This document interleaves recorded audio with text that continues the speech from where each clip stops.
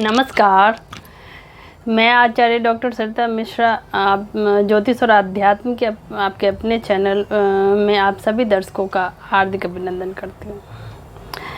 आज मैं आपको ज्योतिष शास्त्र की एक अन्य विधा वास्तु शास्त्र के अंतर्गत वास्तु दोष के आखिर कारण क्या होते हैं, इसके क्या लक्षण हैं और इसका क्या समाधान हो सकता है, इस विषय को लेकर आपके समक्ष उपस्थित हुई हूँ। तो कार्यक्रम आप सभी के लिए बहुत ही ख़ास है, तो बिना स्किप के लास्ट तक देखिएगा। वास्तु टिप्स के द्वारा वास्तु दोष को दूर किया जा सकता है। वास्तुशास्त्र एक प्राचीन भारतीय विज्ञान है जिसके अंतर्गत घर, भवन और मंदिर निर्माण की व्यवस्थित प्रक्रिया होती है। इस विज्ञान को वास्तुकला के नाम से भी जाना जाता है। वास्तु शास्त्र में दिशाओं का स्थान महत्वपूर्ण होता है। वैसे तो मूल रूप से 4 दिशाएं होती है, पूरब, पश्चिम, उत्तर, दक्षिण। लेकिन वास्तु शास्त्र में 10 दिशाएं होती है। इसमें मूल दिशाओं के अलावा आकाश, पाताल, ईशान कोण, आग्नेय, नैऋत्य और वायव्य दिशाएं आती है। अब चलिए जान लेते हैं कि वास्तु शास्त्र के अंतर्गत दिशाओं का आखिर क्या महत्व है। आइए इसको समझें। पूर्व दिशा सूर्योदय की दिशा होती है। वास्तु के अनुसार इस दिशा के स्वामी इंद्रदेव हैं। यह सुख और समृद्धि की दिशा होती है। भगवान शिव को ईशान कोण का स्वामी माना जाता है। यह दिशा उत्तर और पूर्व के मध्य की दिशा होती है। पूर्व और दक्षिण की दिशा के मध्य को आग्नेय कोण कहा जाता है, लेकिन अग्निदेव इस दिशा के स्वामी हैं। वहीं दक्षिण दिशा के स्वामी यम हैं। यह दिशा सुख और संपन्नता को दर्शाती है। दक्षिण और पश्चिम दिशा के मध्य भाग को नैऋत्य कोण कहा जाता है। वास्तुशास्त्र के अनुसार इस दिशा के स्वामी राक्षस हैं। इस दिशा का वास्तु दोष दुर्घटना, रोग और मानसिक पीड़ा का कारक होता है। पश्चिम दिशा के स्वामी वरुण देव हैं और वास्तु शास्त्र के अनुसार शनिदेव पश्चिम दिशा के स्वामी हैं। यह दिशा प्रसिद्धि और भाग्य को दर्शाती है। उत्तर और पश्चिम के मध्य कोणीय स्थान को वायव्य दिशा कहा जाता है। इस दिशा के स्वामी वायुदेव हैं। यह दिशा पड़ोसियों, मित्रों और संबंधियों से अच्छे या बुरे संबंधों का कारक माना जाता है। उत्तर दिशा के देवता कुबेर हैं और बुध ग्रह इस दिशा के स्वामी हैं। उत्तर दिशा को मातृस्थान भी कहा जाता है। सबसे पहले आइए जानते हैं कि आखिर वास्तु दोष होता क्या है। चलिए इसको भी समझते हैं।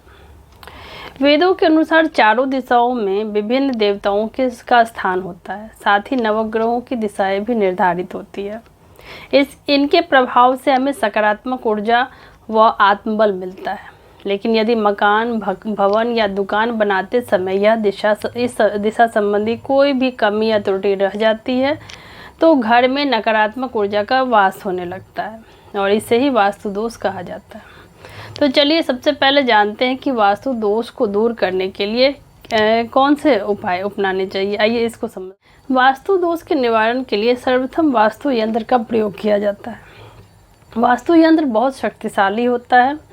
यह यंत्र घर, दफ्तर या किसी भी इमारत की वास्तु दोष की वजह से उत्पन्न होने वाली हानिकारक प्रभावों से निपटने के लिए प्रभावशाली होता है। वास्तु यंत्र पंच तत्वों पृथ्वी, जल, वायु, अग्नि और आकाश के बीच संतुलन बनाकर हमारे घर और कार्यस्थल पर सुख, समृद्धि और मानसिक शांति प्राप्त कराने में मदद दिलाता है।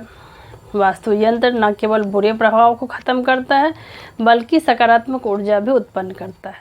अगला उपाय है कि घर की उत्तर व पूर्व दिशा ऊंची हो, पश्चिम और दक्षिण दिशा नीची हो तो उस घर में आए दिन झगड़ा होता है, आर्थिक समस्याएं बनी रहती है। इसीलिए इसका अवश्य ध्यान रखना चाहिए।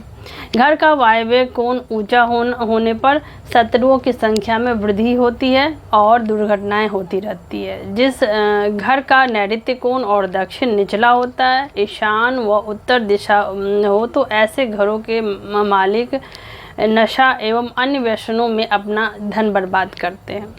रसोई घर सदैव पूर्व और आग्नेय में होना शुभ माना जाता है और भोजन करते वक्त दक्षिण की तरफ मुख करके नहीं बैठना चाहिए।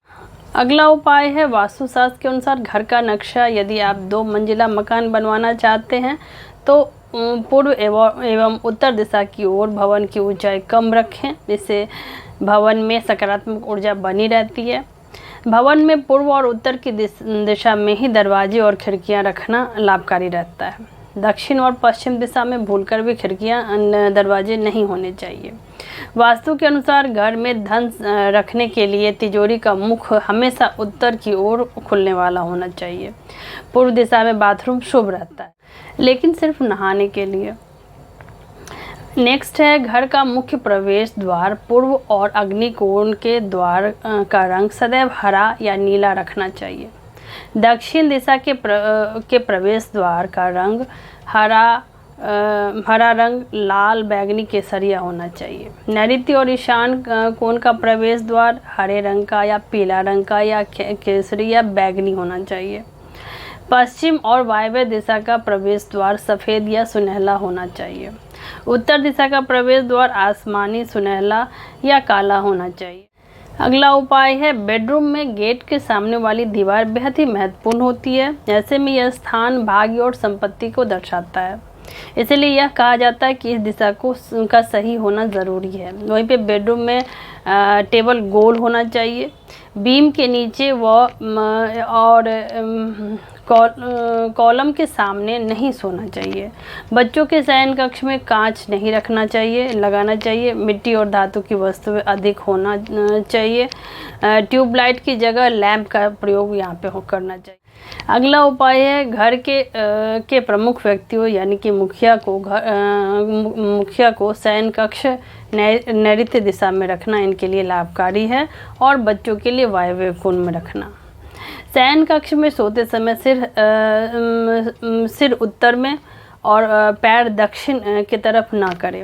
आग्नेय कोण में सोने से पति पत्नी में वैमनस्यता रखकर व्यर्थ धन व्यय होता है। ईशान में सोने से बीमारी होती है। पश्चिम दिशा में पैर रखकर सोने से आध्यात्मिक शक्ति बढ़ती है। उत्तर की ओर पैर रखकर सोने से धन की वृद्धि होती है और आयु बढ़ती है। वास्तुशास्त्र के रेमेडी की कड़ी में अगला उपाय है कि ईशान कोण देवताओं का चूँकि स्थान है, इसीलिए इस स्थान पर मंदिर लाभकारी होता है।